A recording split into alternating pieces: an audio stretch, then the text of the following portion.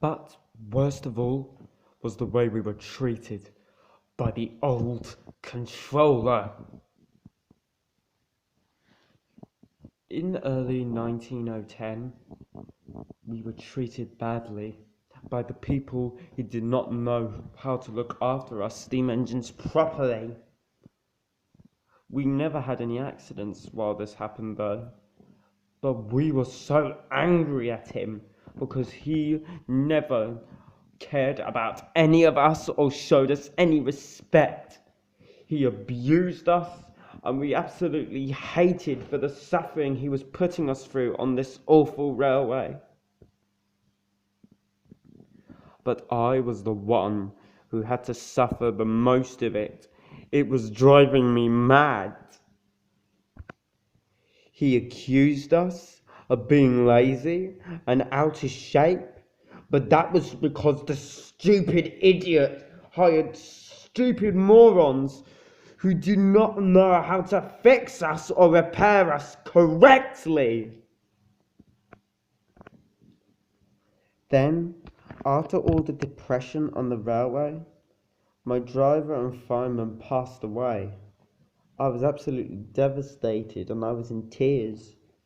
But the old controller soon covered that up quickly and replaced them with young, idiotic, uneducated, and not qualified people who did not know how to drive our steam engines properly and made us all look like a joke.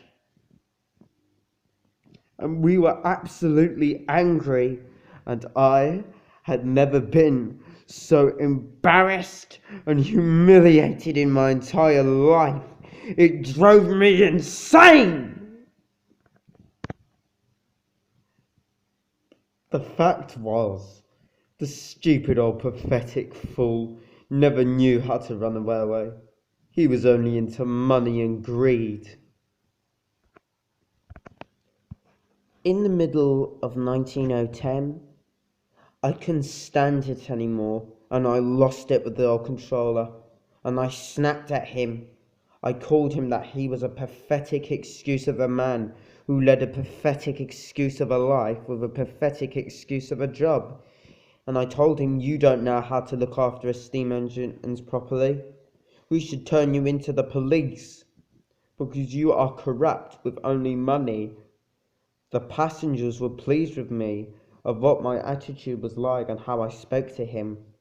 They didn't like the old controller either, and they stand up against him as well. He was an absolute laughingstock. And then my driver and fireman uncoupled me from my coaches, and then I headed back to the sheds, feeling very pleased with myself.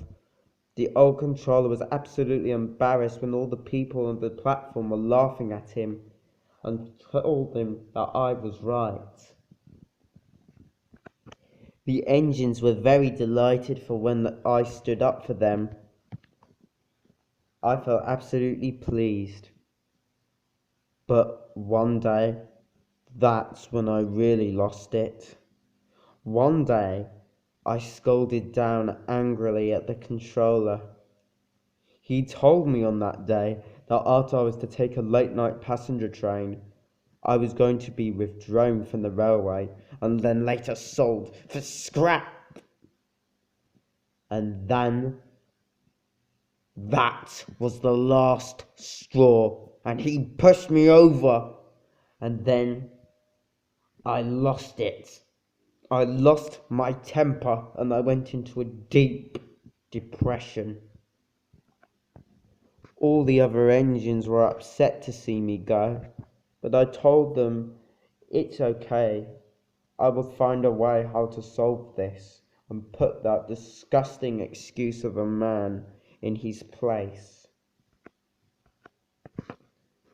Then, when I arrived at the docks and I was heading into the station, when I was reversing into the station, I was so upset and enraged. My anger went out of control, and then I started to plot my revenge against the controller. But when I backed onto my coaches, I saw that he was on board, alone with other passengers, and I was confused. My driver told me that he was to be taken home as well as the other passengers. And then, that gave me an idea. Since my driver and fireman did not know how to drive me properly because how foolishly uneducated they were, this was the perfect opportunity of how to get my revenge. And deep down, I knew what we was going to do, and it would cost me a very heavy price. And then I began my plan as I left the docks. As I neared the station on my journey, my driver applied the brakes, but they failed and I sped up, going faster and faster, and I shot past the station.